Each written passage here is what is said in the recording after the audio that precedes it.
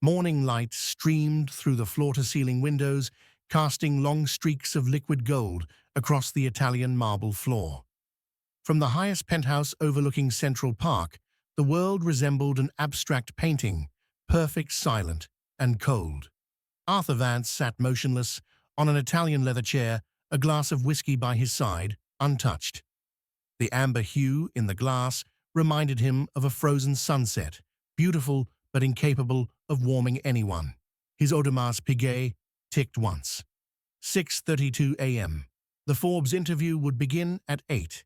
They would ask him about success, about the empire of Viridian Therapeutics he had built from nothing, and about the accomplishments the world admired. His assistant Stephanie entered, hair tied back, neatly, voice polished and precise, as if freshly programmed. "The post is going viral," she said, sliding an iPad toward him. "We're coordinating with PR to manage the fallout." Arthur glanced at the screen. A paused video showed a young woman with tangled hair and swollen eyes standing outside a pharmacy. One arm cradled a sleeping child, the other held a prescription.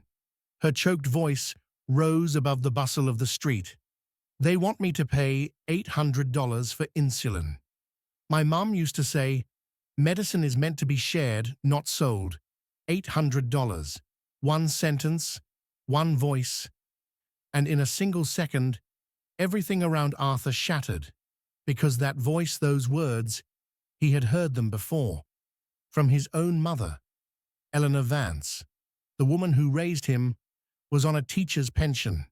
The woman who died from diabetic complications when he was still in high school.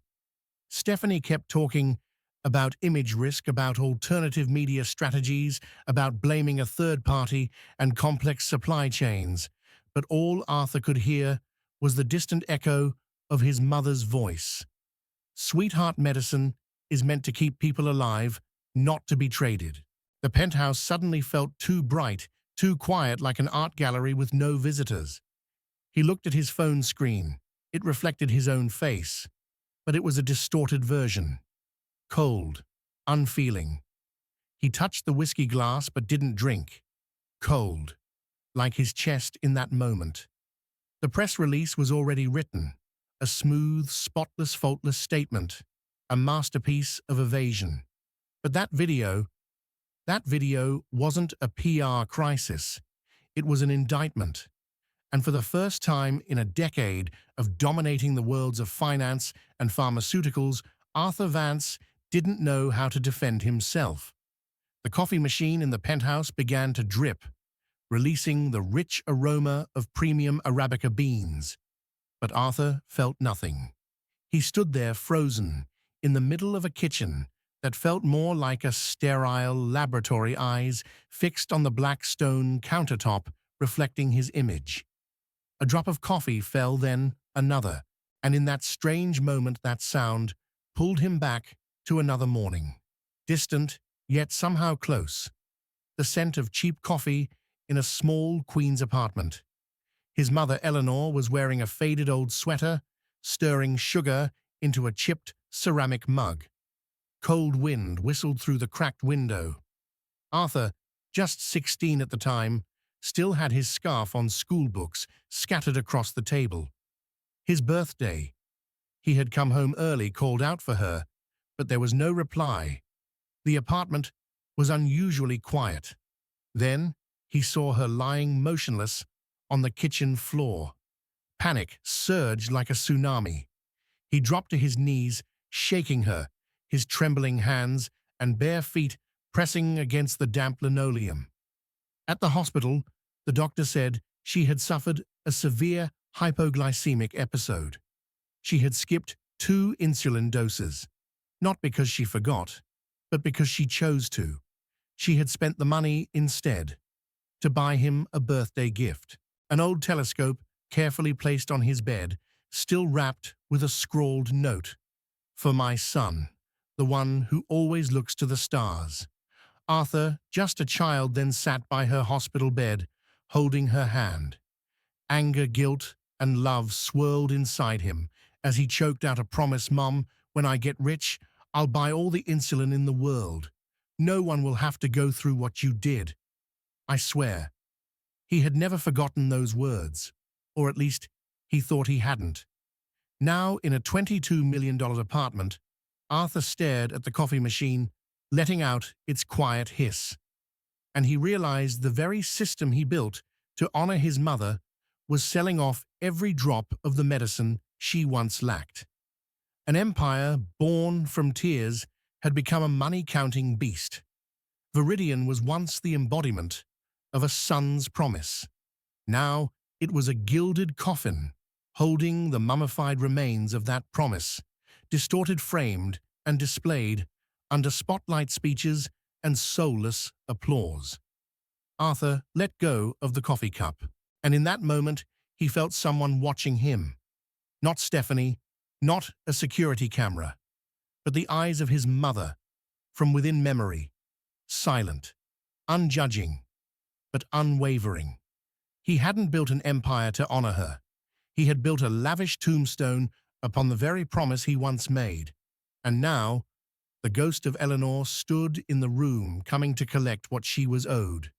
The large mirror in the dressing room reflected a man stripping away his power layer by layer, starting with the perfectly pressed dress shirt, then the Hermes tie, and finally the Tom Ford suit, worth more than a working family's monthly income. Arthur stood bare-chested before the mirror, staring at himself as if gazing into the hollow shell of a soul long gone. He approached the small suitcase he had never used, the one meant for dusty road trips he never had time to take. Inside, a faded hoodie, a worn-out pair of sneakers, and a scuffed leather wallet. He put them on like a second skin from a forgotten past. Instead of his chauffeured Bentley, Arthur drove a weekly rental Honda Accord. No built-in GPS, just a crumpled paper map. He didn't want convenience. He wanted discomfort.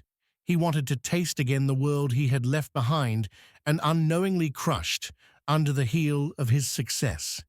He was no longer Arthur Vance. He was Leo Carter, an unemployed substitute teacher living off temporary assistance. With his new identity, he drifted through the streets of the Bronx, where graffiti clung to the walls like scars that would never heal, where every door was locked, not just from fear of intrusion, but from fear of being forgotten. The prepaid phone in his pocket buzzed gently. A text from an unknown number. Meet at Aegis Pharmacy. Might be able to help with insulin. He exhaled deeply and turned into a pothole-ridden parking lot beside an old laundromat. Aegis Pharmacy, the name is almost cruelly ironic. Aegis means shield or protection. But as Arthur stepped through the foggy glass doors, beneath flickering fluorescent lights on the verge of dying, he saw no protection here. Inside, the air was thick with mildew and the scent of cheap medication. A gaunt black man coughed in the corner, and a woman ahead of him clutched a sleeping child in a stroller, her hair disheveled, eyes sunken with exhaustion. Arthur No Leo stood in line. No one recognized him. No one looked up. Not a single glance. Not a greeting. He was invisible. For the first time in over a decade, no one tried to charm him. No one feared him. No spotlight followed his every move. Only the crackling voice of a speaker. Next number. His hand trembled slightly, not from fear, from unfamiliarity. This was the feeling his mother had lived with every day. The feeling of existing in the fissures of society, too poor for comfort, but not poor enough for pity. He looked around. Peeling paint on the walls, shoe prints on the floor, calloused hands clutching crumpled bills. This wasn't a pharmacy, it was an arena. And he, Arthur Vance, the man who once stood atop Forbes lists and TED Talk stages, now it was just a name on a prescription, a face with no data in the system, a number in the queue. When the doorbell chimed behind him again, Arthur was no longer a visitor in this world. he had been swallowed whole, and a part of him feared he might never come back. The beep of a barcode scanner echoed with the cold finality of a gunshot in a courtroom. Arthur still posing, as Leo placed the prescription on the counter. The pharmacist, a middle-aged woman with tired eyes and smudged makeup, tapped a few keys on an old computer. The screen glowed pale blue, casting a ghostly hue across her expressionless face. $847.50, she said, without blinking.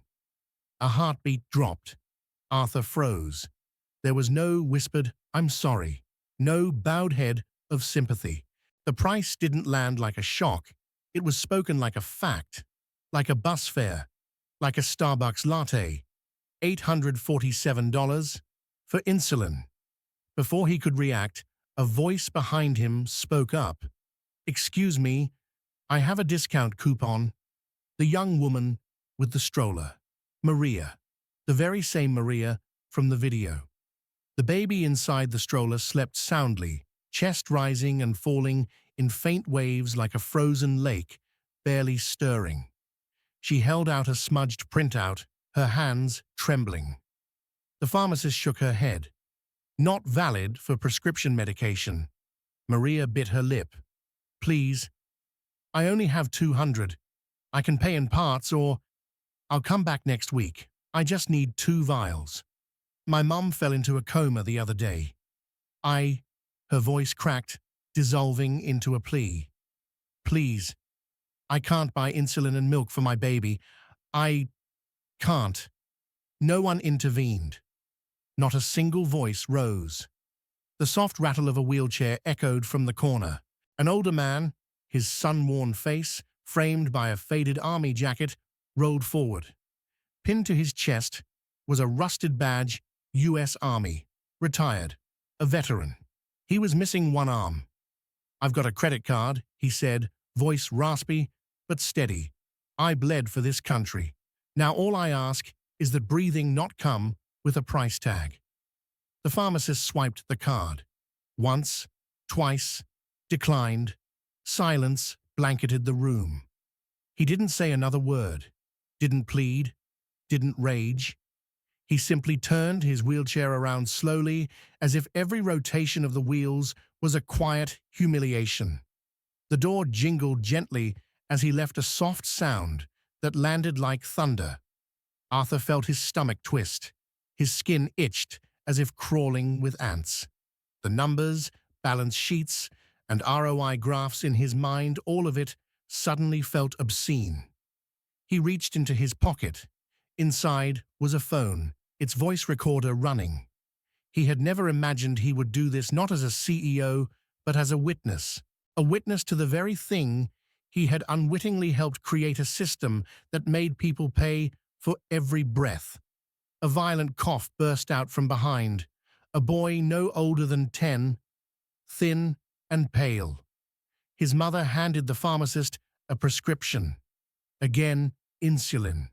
Arthur stepped back, his head spinning. He saw his reflection in the glass of the medicine cabinet. No longer a CEO, no longer Leo, just a man staring straight into the face of his own guilt. $847.50 wasn't a mistake. It was a blade, and someone inside Viridian had sharpened it. Arthur stepped out of the pharmacy, the cold air slicing across his face like a blade. The lingering scent of antiseptic and powdered meds clung to his clothes, settled into his lungs, making each breath heavier than the last. Dim streetlights spilled across cracked sidewalks, where hunched figures dragged carts through days that offered no exits.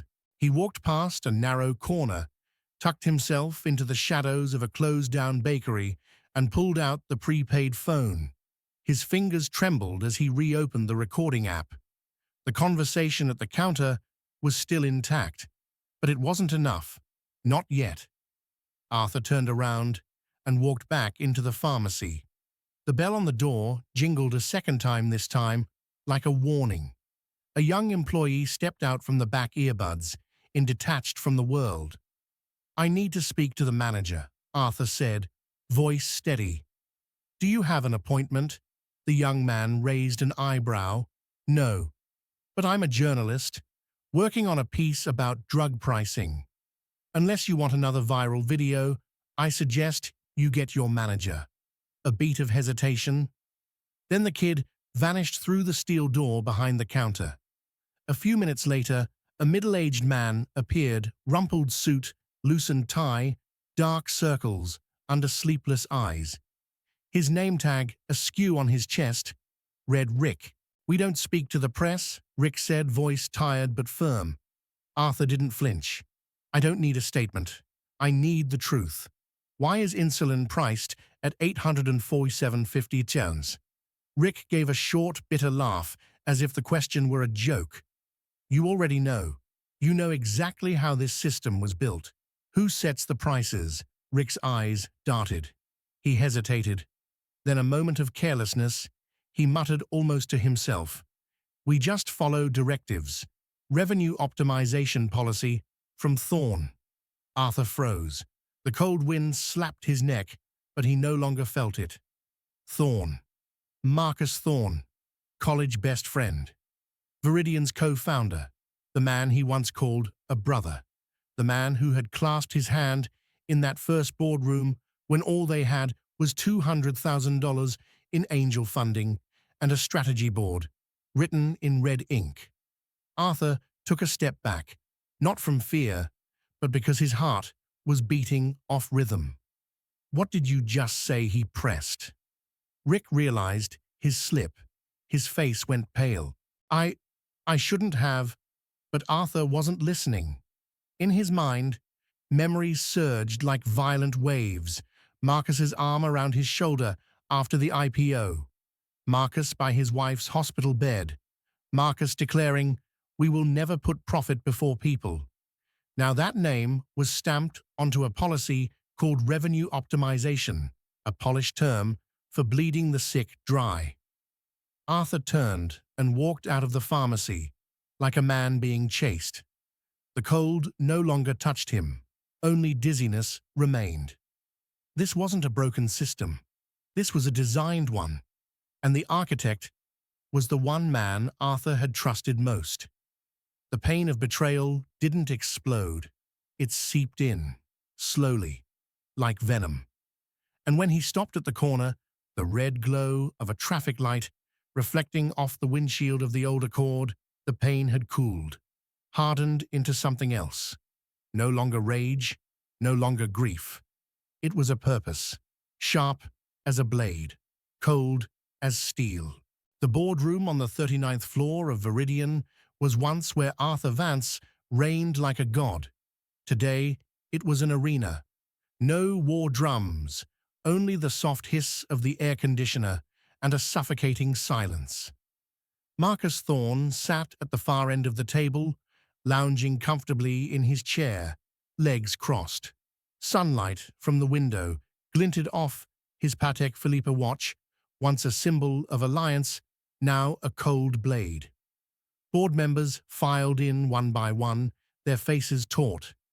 They'd heard Arthur had called an emergency meeting, and when he entered, no suit, no lapel pin, not even his assistant, just a man with a face carved from stone. They began to sense something was off. Arthur didn't sit. He placed a USB drive on the glass table. "Watch this," he said. A video flickered onto the large screen. Maria at the pharmacy counter, the veteran gasping about the price of breath, the 847.50 flashing, like a hammer striking the heart. No one exhaled.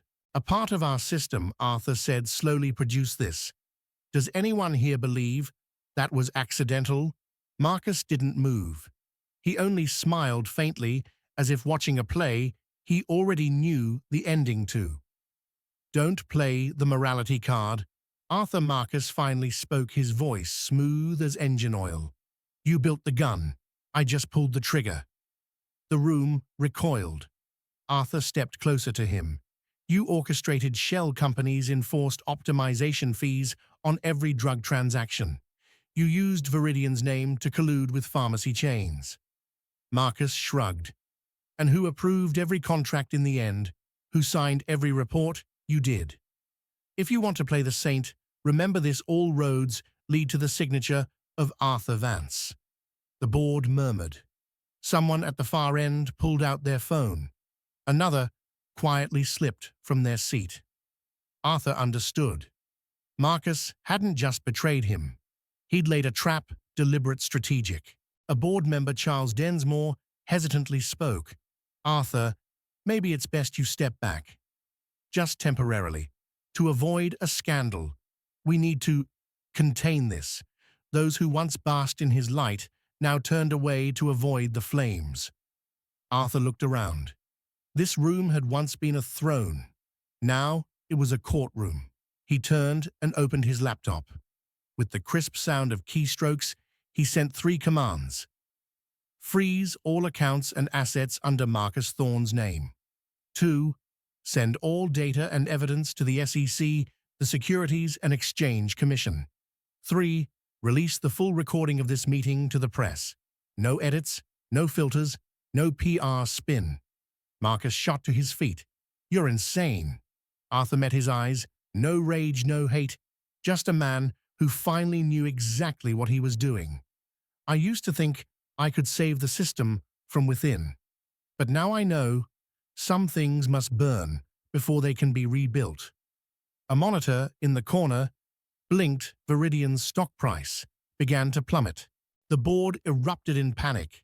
Arthur slipped off his watch and placed it gently on the table. He was no longer the king of an empire. He was just a man standing in the ashes, ready to plant something new. No more penthouse, no more Bentley, no more Viridian.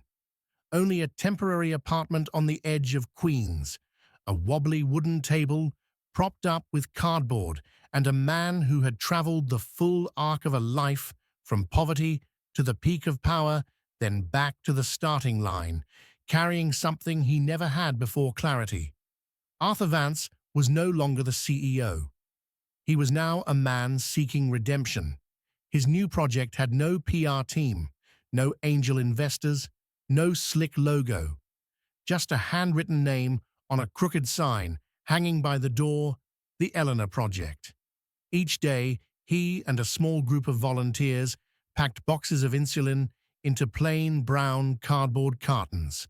No branding, no price tag, no conditions. And today, one of those boxes he would deliver himself. He drove an old pickup truck, the steering wheel groaning every time he made a sharp turn. GPS wasn't needed. He knew the address by heart. He had saved it the day he first saw Maria's video. A low-rise building, a broken elevator, and a moldy hallway.